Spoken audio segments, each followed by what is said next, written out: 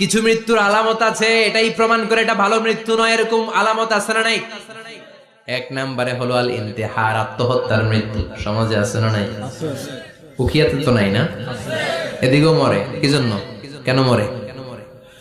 হ্যাঁ, বয়ফ্রেন্ড গালি দিছে এজন্য? হ্যাঁ, মান ক্বাতালা নাফসাহু বিশাইইন উযযিবা বিহি ইয়াউমাল কিয়ামা। যে জিনিস দিয়ে যে যাকে মেরেছে, আত্মহত্যা করেছে, সুইসাইড করেছে, কিয়ামতের দিন ওই জিনিস দিয়েছে তাকে মারবে, এটাই হবে তার শাস্তি। ওড়না পেঁচিয়ে যারা আত্মহত্যা করলো ওর শাস্তি ওড়না পেঁচানো। বিষ খেয়ে যারা মারা গেল তার শাস্তি জাহান্নামের বিষ খাবে আর চিৎকার করবে। ছুরি ঢুকিয়ে যারা মারা গেল জাহান্নামের আগুনে ঝলসানো ছুরি শুধু ঢুকাবে।